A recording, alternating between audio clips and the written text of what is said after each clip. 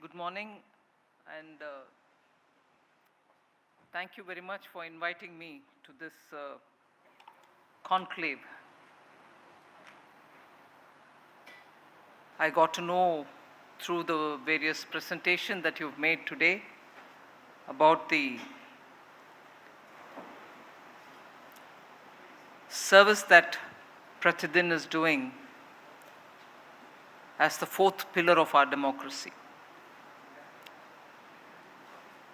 And that is a very critical role to play in any part of the country, but more so to play it in the Northeast, for whom connectivity, sharing of information, and keeping democratic spirit alive are absolutely essential, particularly when Government of India's policy since the time of Atal Bihari Vajpayee ji has been not just to look east but also to act east. So, as a very vibrant force of democracy, I appreciate the emphasis that you've laid on responsible journalism. So, in that spirit, participating and inaugurating this conclave, wherein you'll probably have several panels who are going to be discussing, the panelists are going to be discussing on various issues pertaining to the Northeast. So I can provide the grist for this mill or fodder for the churning, call it what you wish.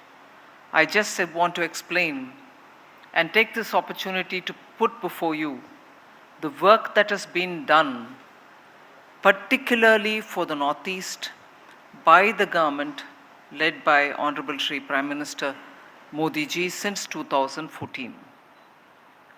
If I were to just start with a very symbolic point, but that symbolism together with the actual reality of what gets done after that is of critical importance, which of course in its various shades you will take it up for discussion later. In the last 9 years, Honorable Prime Minister has visited the Northeast 60 times, 60 times. And if you were to put it all together, each minister in the cabinet, minister of state, minister belonging to the Council of Ministers, in the 9 years, 400 visits have happened of ministers and MOSs. So I just want to underline the importance that we give for the 8 Northeast states. So all put together, with these visits, after all these visits are not just to enjoy the beauty of Northeast, which of course we savor each time, enjoy each time, the cuisines, the people, distinct culture that the Northeast beautifully showcases, which we also made sure had a big role in the G20, hosting of the G20 events. So we do visit to savor the flavor of Northeast, but the primary motive and cause behind the visits is to ensure that the scheme or the program of the concerned ministers' departments are taken out effectively to the Northeast. And therefore, when I say 400 visits of ministers and 60 visits of the Prime Minister, has been clearly to make sure that Northeast's 8 sisters, Ashtalakshmi as we call them, are given the center of focus, and programs which have been waiting for decades together get launched. So when there is a sankalp taken, almost a oath taken, which is stated in your manifesto each time you go for an election, whether it's 2014 or 2019 or even earlier, when that sankalp, that is why our manifesto is called Sankalp Patra, when that sankalp is taken, you're voted to power, we ensure, and that is the one code which the Prime Minister never violates. That sankalp is taken till siddhi, till you achieve, till you attain that goal. So sankalp se siddhi is something which is underlined each time when we meet, when we discuss, when Council of Ministers are brought together to say, all right, now let's see what has been done for a particular region or for a particular program and so on. So the first thing which comes to my mind is the connectivity related issues which have been addressed for the Northeast, each state of the Northeast, not just symbolically. I'll go into the detail later, but I'll at the beginning recall those very signature connectivity related projects which have got completed under Prime Minister Modi. Assam's own Bogibeel Bridge, inaugurated in 2018, 16 years after its announcement. Bhupen Hazarika Setu, that is the Dola Sadia Bridge, announced in 2003 and got inaugurated in 2017. Pakyong Airport in Sikkim, completion of gauge conversion for the entire Northeast region, and connection of state capitals such as of Arunachal Pradesh and of Tripura with rail network, which didn't have any rail connectivity till then. The goods and services tax, in spite of all the apprehensions people had earlier, what would it bring? Is it really necessary to have one tax, one nation? Really, will it improve the tax collection and so on? Not just tax collection has improved, but even in areas where manufacturing activities are lesser, that's not to say manufacturing states have lesser collection. They get it both as manufacturing state and also consuming states. But where states like Northeast have lesser manufacturing activities, GST is a consumer-based tax, consumption-based tax. The collection of the GST and also the devolution, both the state GST and also the IGST, has actually resulted in good revenue generation for the Northeast states. Northeastern states have been the biggest beneficiary of GST, recording a compound annual GST revenue, recording an annual GST revenue growth rate of 27.5% since the implementation of GST. Why is 27.5 big? So what? Yes. Is it big? Yes, it is big, because what was being collected, and I'm basing my numbers on RBI's data. Now, annual GST growth rate is 27.5% is what I told you a minute ago. What was it before? Prior to the GST implementation, what was the annual, compound annual indirect tax collection in the states? Pre-GST, it could be VAT, it was only 14.8. So where you were collecting or where you were growing compound annual 14.8, now it is growing at 27.5. I'm talking of Northeast states only. So that's the kind of great breathing space that you obtained. That additional gain that is coming through because of GST is definitely a boon for states which need that revenue for doing so many different programs in the states. Now, they have a broad picture that I've laid before you. I'll go to the budgetary allocations to the Northeast. Tax devolution to the Northeast has quadrupled. That is 4.67 times it has grown.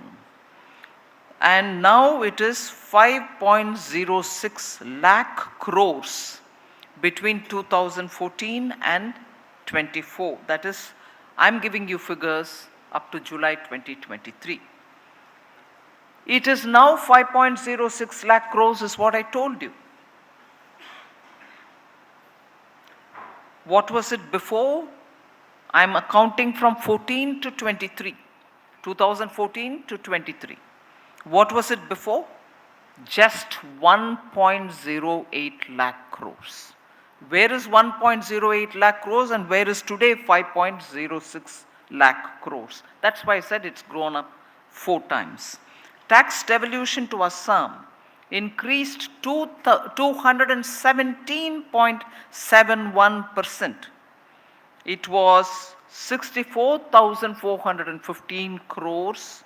Now it is 2,04,652 crores. Just one Assam. Grant in aid, numbers don't seem to impress you at all. 4 times increase, no good. Grant in aid to the Northeast have more than doubled to 4.94 lakh crores between 14-23, whereas it was 2.38 lakh crores before 14. Under 10% of gross budgetary support, which is extended, 4.33 lakh crores have been spent in Northeast since 2014-15 by 55 different ministries of the government, ministries and departments, which is more than the cumulative spending in the last 25 years before that. So, budget dwara, that which goes through the budget, between 2014-15 to 23 is become now 4.33 lakh crores, and that comes through 55 different ministries and departments.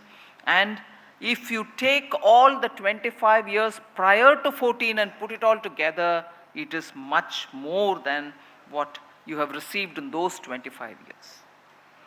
Then, since 2020-2021, when we started capital expenditure emphasis and gave states interest-free 50-year loans, which you can use for capital asset creation, 15,440 crores have been provided under that category. That is, interest-free, you can keep it for 50 years, you don't need to return in bits and pieces, no principal, no interest in between. After 50 years you return that, it actually means it's almost like a grant given. That is 15,440 crores which has been given just between 2021, 22, 23 this year.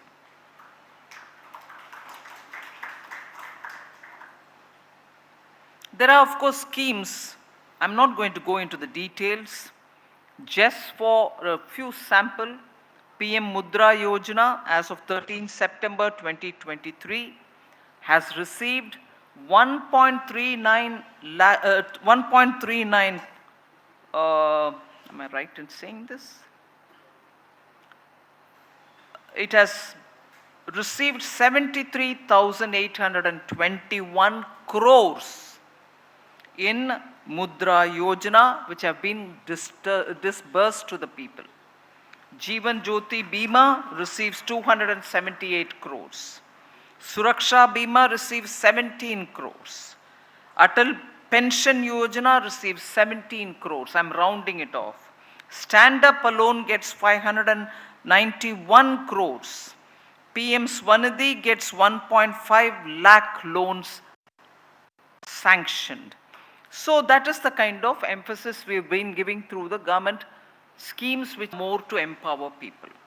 Now recently, I had done a review of the regional rural banks because particularly for the Northeast, for the far-flung areas where access to banking facility is very minimal, regional rural banks which are sponsored by big public sector banks, somewhat also contributed to by state governments.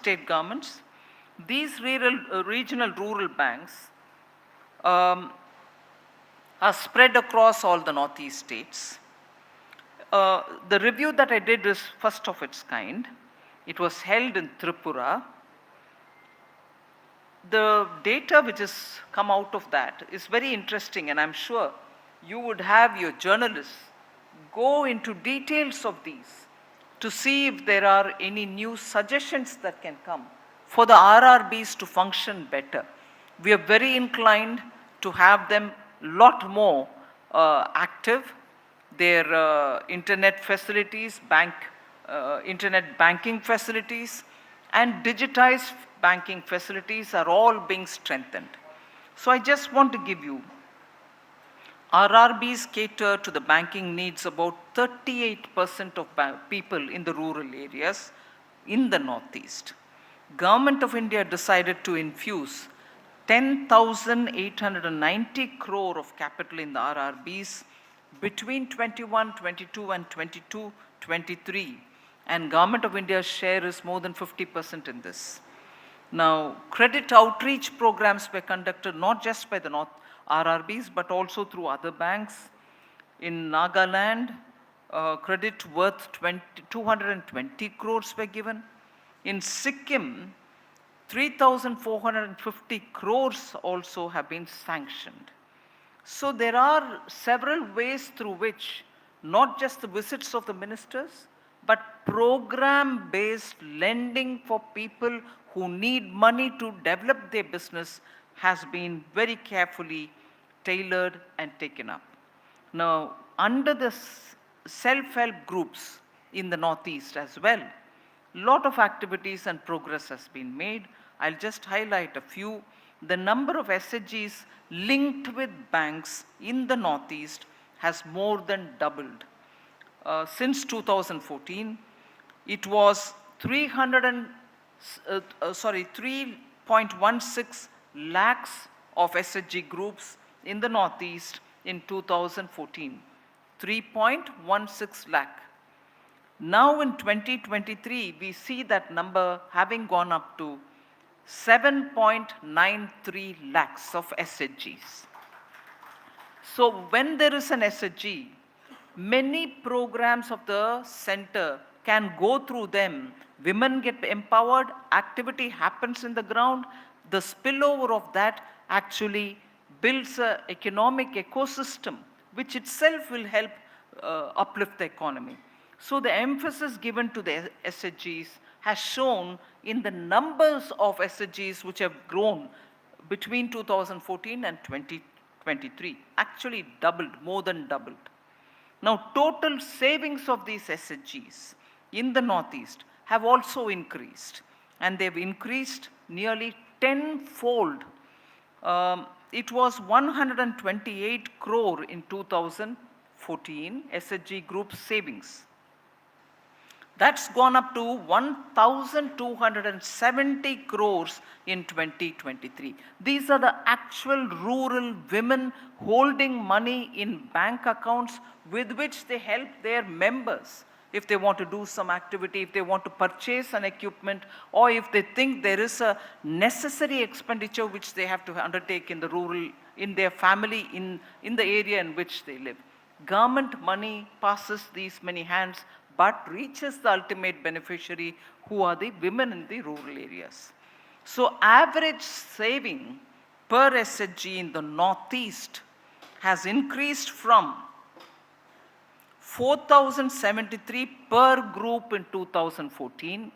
So for each one of these groups, the average saving was 4,073 rupees. Now it's gone to 15,634 rupees per group in 2023. So the groups are doing activities which is giving them money. They are able to save this money, and that saving per group is what I'm talking about. So it's actually showing that economic activity is robust, it is reaching these groups, and after all, when women's activities are generating income, it benefits that area, it benefits the family of individual members of that group. I want to also highlight that other than just giving money for capital expenditure, we also wanted to focus on livelihood development in the Northeast.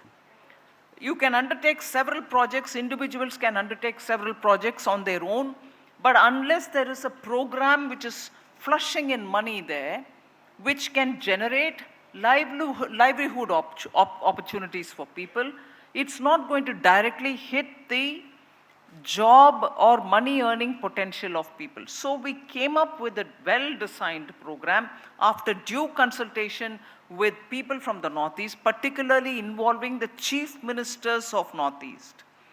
This program was called PM Divine, but spelt as DEVIN because it is development of infrastructure in the Northeast. So DEVINE, 100% centrally funded. It's a central sector scheme. It was announced in 22-23 budget, the last year's budget.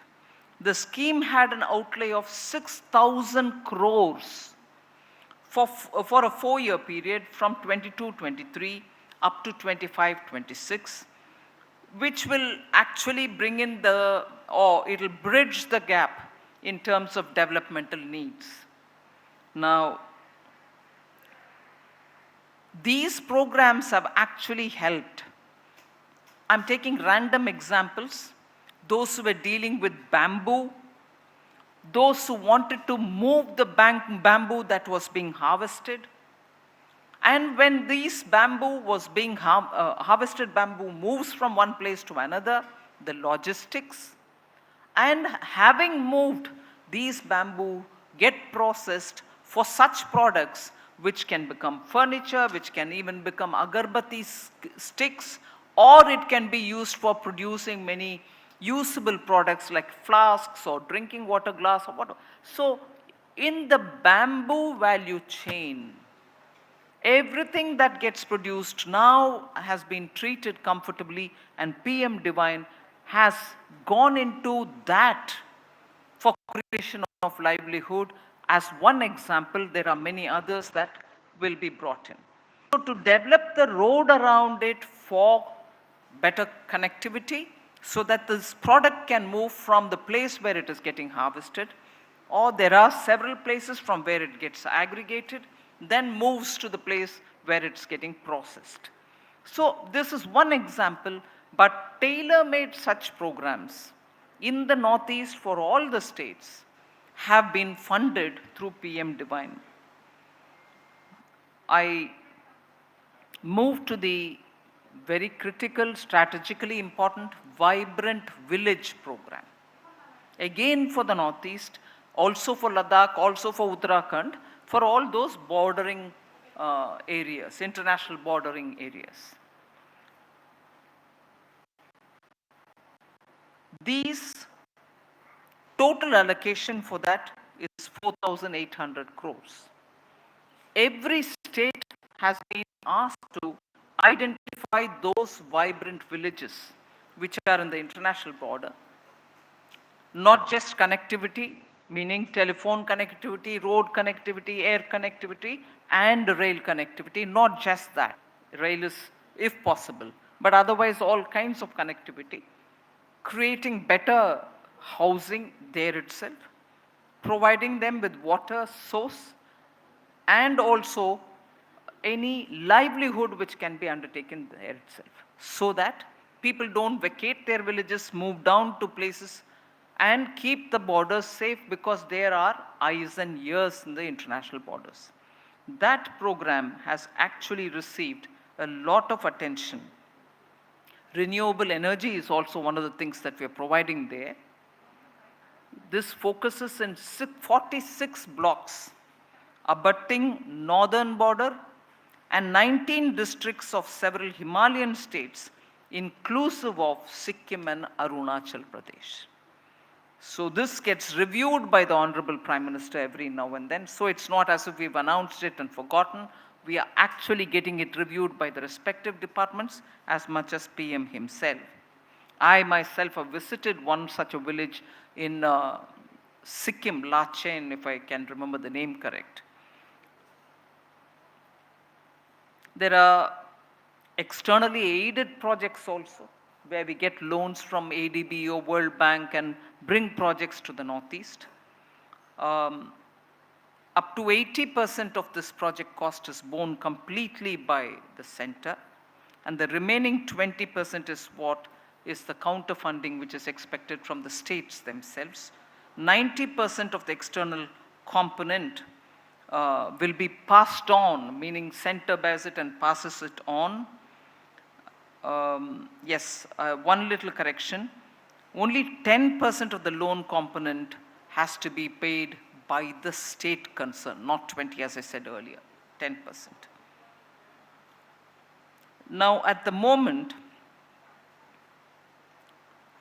more than 40 projects with loan components of 47,300 crores have been cleared by the steering committee, and these are the projects which are getting implemented in the Northeast. There is a lot of projects which I can list out as regards connectivity. Without taking much of your time, I would want to highlight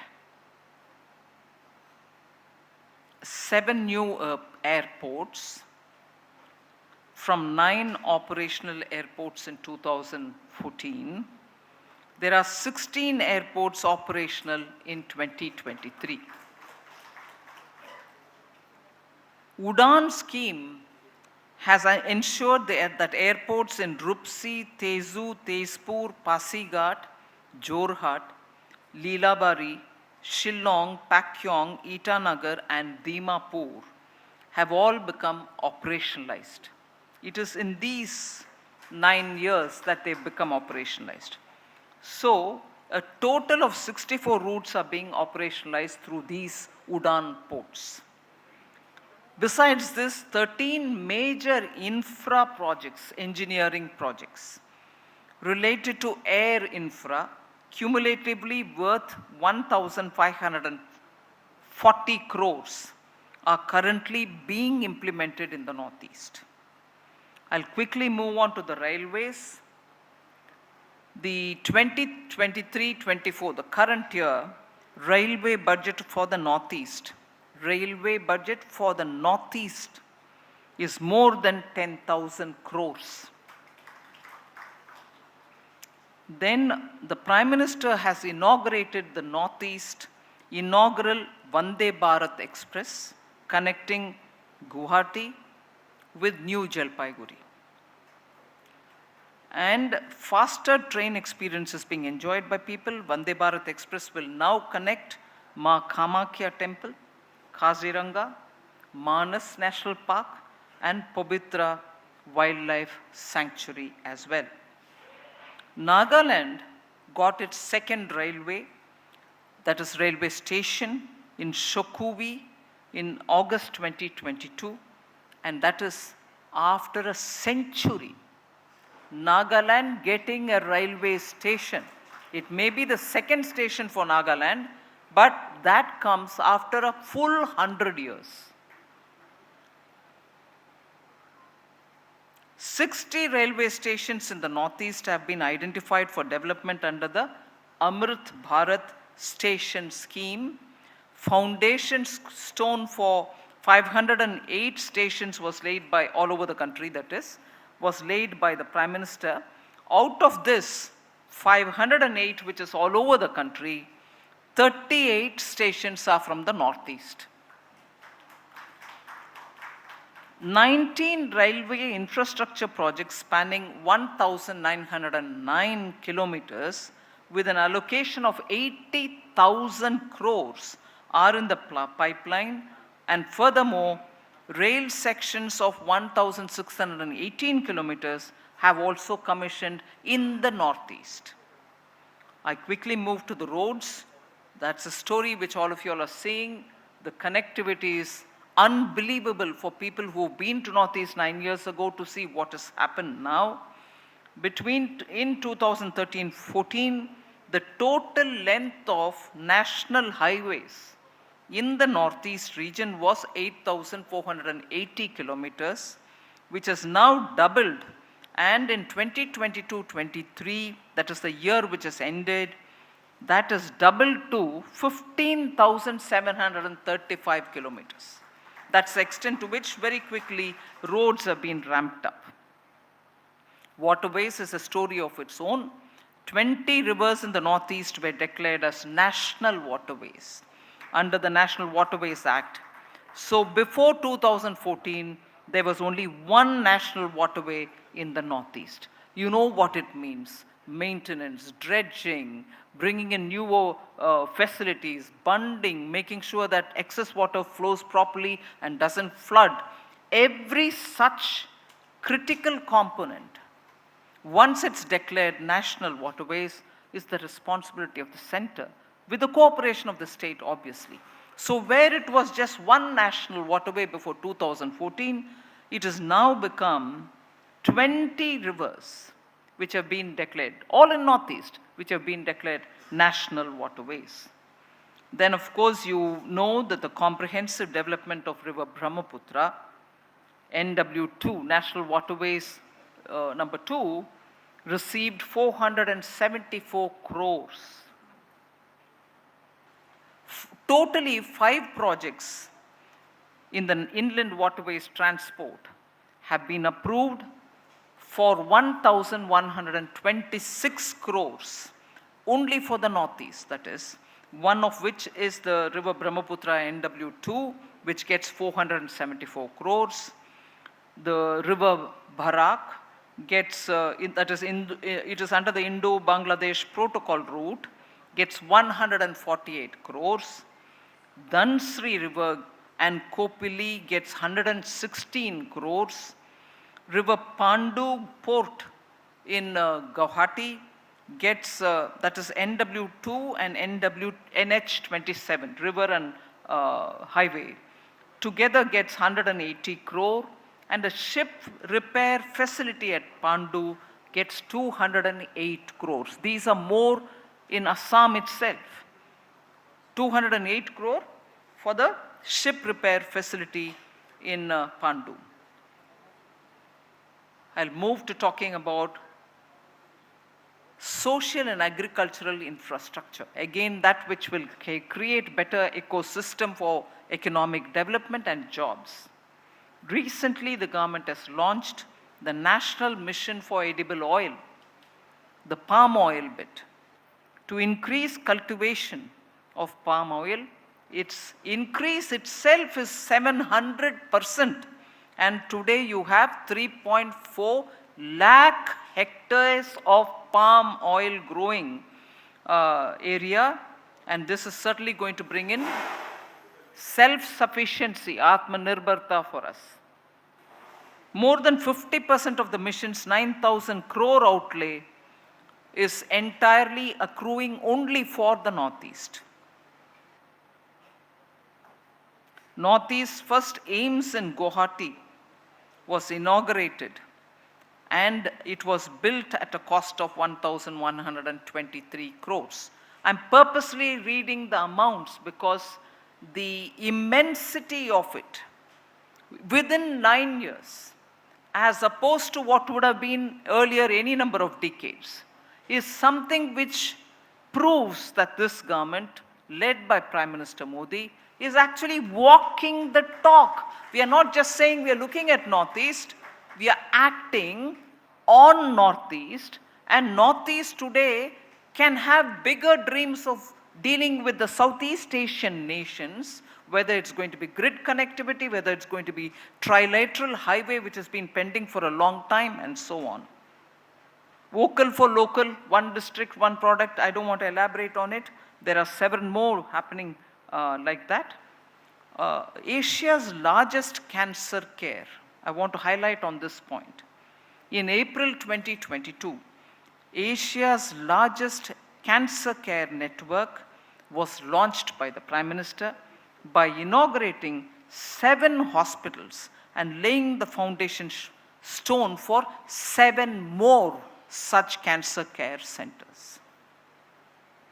the PM Vishwakarma Yojana, which was launched only a couple of days ago, includes so many different crafts and art, and also such artisans who do work with their hands have all been brought under, and this scheme particularly with 14,000 crores, and that which is going to skill them, give them kits, a modern tool set, and also give them 500 rupees stipend for attending the skilling training.